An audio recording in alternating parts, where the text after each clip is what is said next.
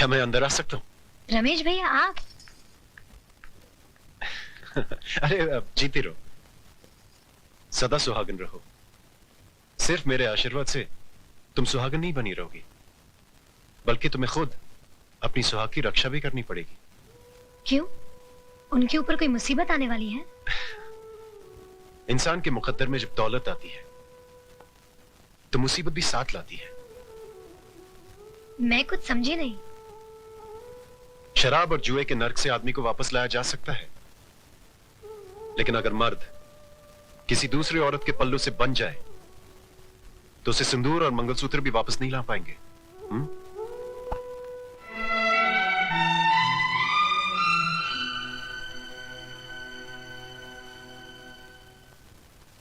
जिया बिनु देह नदी बिनु बारी, तैसी नाथ पुरुष बिन नारी।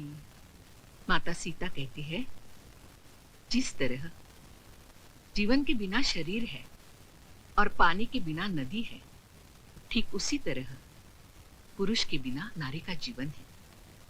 स्त्री को अपने पति का साया बनकर रहना चाहिए, चाहे सुख में हो या दुख में। अपनी सुहाग की रक्षा के लिए अगर घर की सीमा को भी पार करना पड़े तो पार कर जाओ, तो पार कर जाओ, तो पार कर जाओ, पार कर जाओ, पार कर जाओ, पार कर जाओ।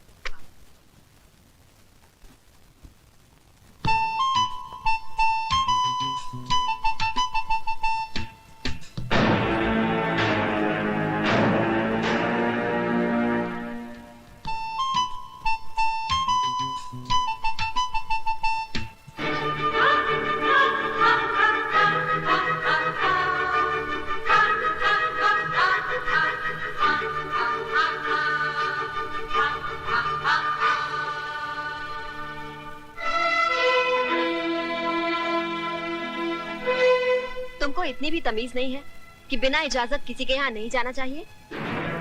तुम सिखाओगी मुझे तमीज? तमीज होती तो मेरे मर्द की बाहों में एक बाजारू औरत की तरह ना पड़ी होती।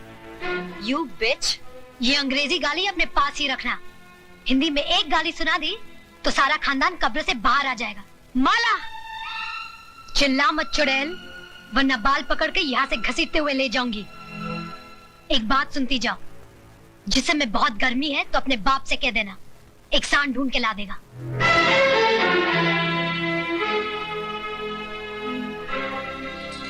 चलिए घर चलिए। मैं घर नहीं जाऊंगा, मैं यहाँ रहूंगा और मेरी मर्जी में जो आएगा मैं वो करूंगा।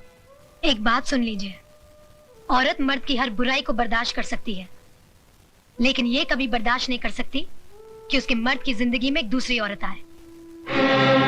एक नहीं 10 औरतें आएंगी, क्या कर लोगी?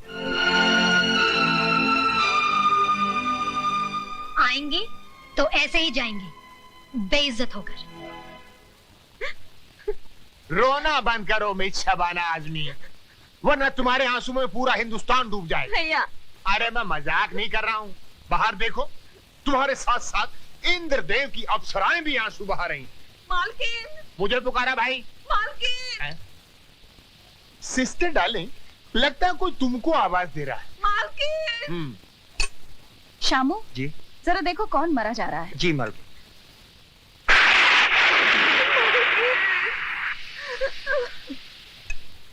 मालकिन नीचे कौशल्या आई है।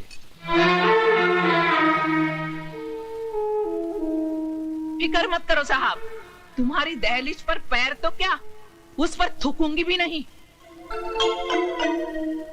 शामू उसे ऊपर लेकर आओ। मालकिन! मालकिन! मेरे पोते को बचाइए, बुखार आ गया है इसे, बेचारा बेहोश हो गया है। यहाँ क्यों लाई है इसे? ये क्या सरकारी अस्पताल है? मालकिन, इसे अस्पताल दाखिल करना है, मुझे 500 रुपए दे दीजिए, इसकी जान बच जाएगी। क्या समझ कर आई है यहाँ? सरकारी खजाना पड़ा है।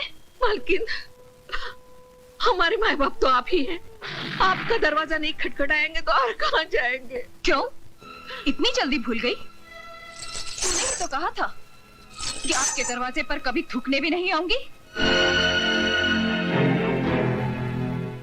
भूल हो गई थी मालकिन। हर भूल की सजा है। मैं तेरे इस बच्चे की जान बचा लूंगी अगर तू मेरी चौखट पर थूक कर चाटेगी तो।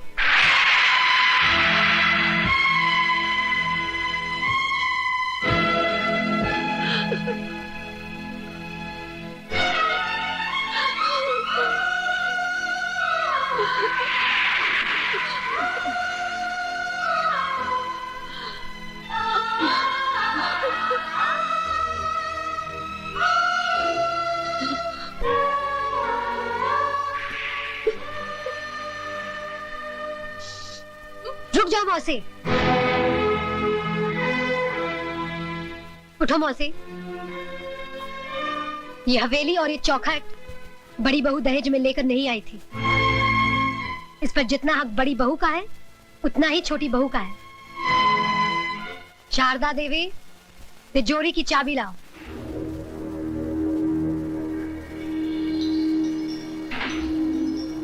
चाबी लाओ बड़ी बहू।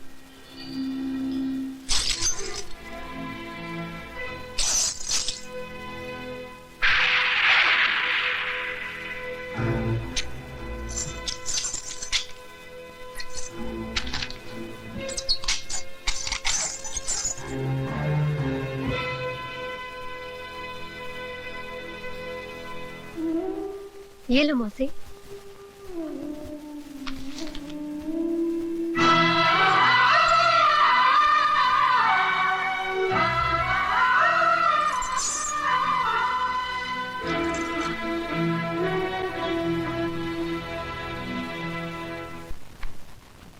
ये लड़की है कि फूलन देवी?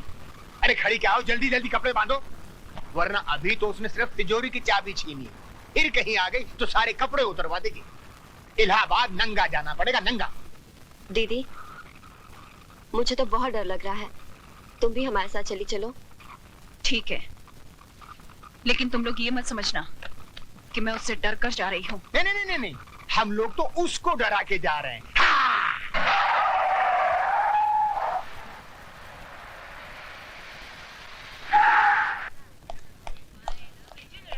भाभी, ये अचानक क्या हो गया? कहाँ जा रहे हैं आप लोग? मिस्टर राज, तुम्हारी भाभी अपनी मर्जी से नहीं जा रही, उनको घर से बाहर निकाला गया है। मैं कुछ समझा नहीं। रहने दो देवर जी। अगर माला को अपने घर की बहू बनाना ही था तो इतना सब ढकोसला क्यों किया? सीधे सीधे मुझसे कह देते, मैं खुशी से तिजोरी की चाबी उसके हाथ पे रख देती। आपकी मिसेज माला ने चाबी का गुच्छा छीना और हमको बेइज्जत करके घर से बाहर निकाल दिया।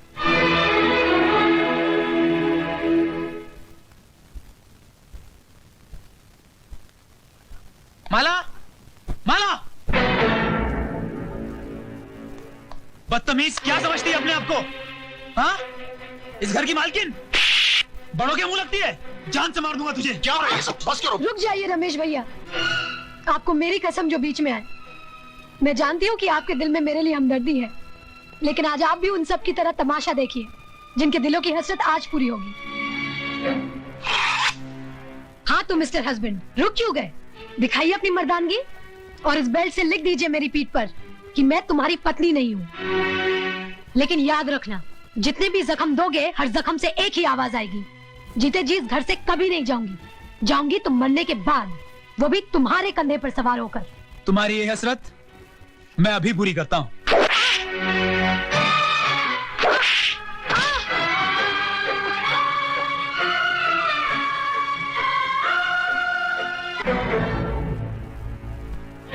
अगर तुम मेरी बेटी का सुहाग ना होता तो मेरे कदमों में माला की बजाय तेरा असर होता।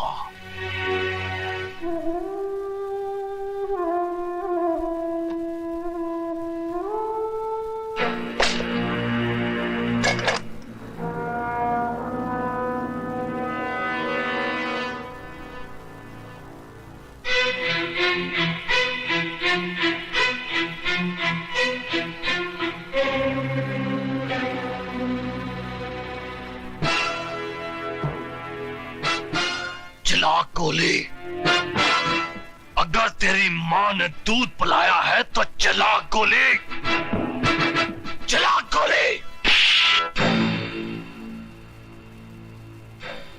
मामा जी, आप? मर गया तेरा मामा। मामा जी, अगर डैडी को पता चला कि आपने मुझ पे हाथ उठाया है तो क्या कर लेगा तेरा बाप? नौकरी से निकाल देगा ना? निकाल दे नौकरी से। मामा जी, आप अपनी औकात भूल रहे हैं। औकात मैं अपनी नहीं भूल रहा हूं, रिजर्व बैंक की औलाद। औकात तू अपनी भूल रहा है, तू। मामा, तुम सठिया गए हो। मैं अभी डैडी को फोन करता हूं, वो तुम्हारी ऐसी खबर लेंगे। अरे तेरे बाप में अगर दम होता तो पीठ दिखाकर लंदन नहीं भागता। वो जानता था कि वो हार गया है। वो अपनी दौलत से हिंदुस्तान के कानून को नहीं खरीद पाया, इसलिए सर पर पैर रखकर यहां से रफू चक्कर हो गया। बहुत हो गया मामा जी। अगर अब आप 1 मिनट में इस हवेली से दफा नहीं हुए तो पुलिस को बुलाकर यहाँ से धक्के मारकर निकलवा दूंगी। तो फिर देर किस बात की है बहू? बुलाओ, पुलिस को बुलाओ।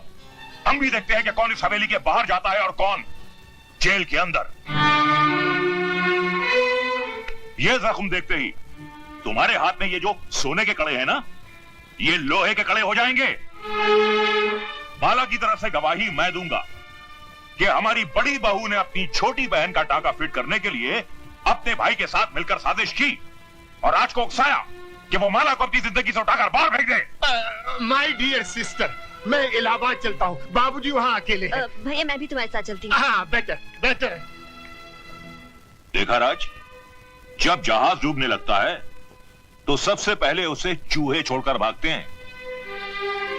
अरे पगले, इतनी प्यारी गुड़िया तेरी जिंदगी बनकर आई और तू इसे ठोकर मार रहा है। आओ बेटी। राज, जिस इंसान के तुझे पैर छूने चाहिए तूने उनका अपमान किया है। चल बेटे, माफी मांग, पैर छू और एक नई जिंदगी शुरू कर।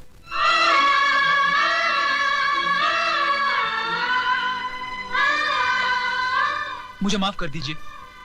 ऐसा अनर्थ मत कर बेटा, मैंने तो कन्यादान किया है। तू मेरे पैर छुएगा तो मैं तो सीधा ही नरक में चला जाऊंगा। देखा बेटे, इसे कहते हैं महान आत्मा। तूने इनकी बेटी पर इतने जुल्म ढाए और इन्होंने तुझे एक पल में माफ कर दिया।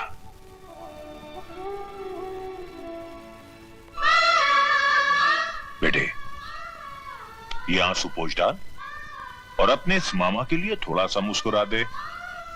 मुस्कुरा। Hello, Rai Bahadur here. जीजा जी, आपने बिल्कुल सही वक्त पर मुझे यहां भेज दिया।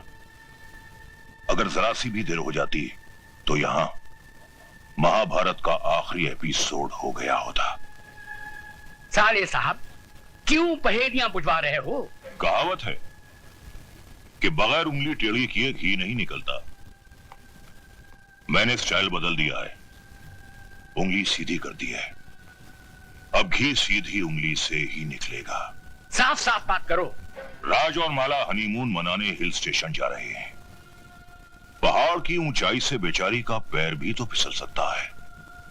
मामा जी, आपका यह नया नाटक मेरी समझ में नहीं आया।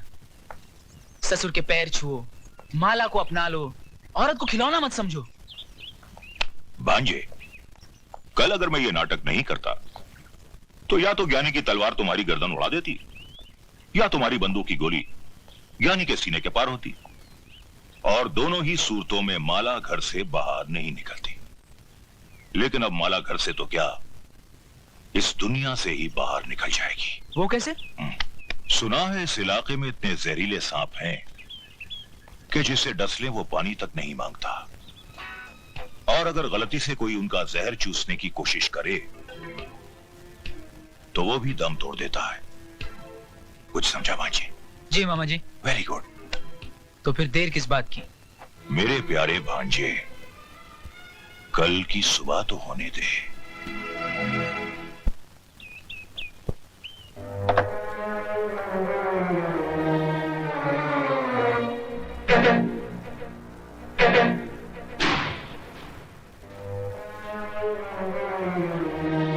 Very good. बस भांजे बस, 2 मिनट में खेल खत्म।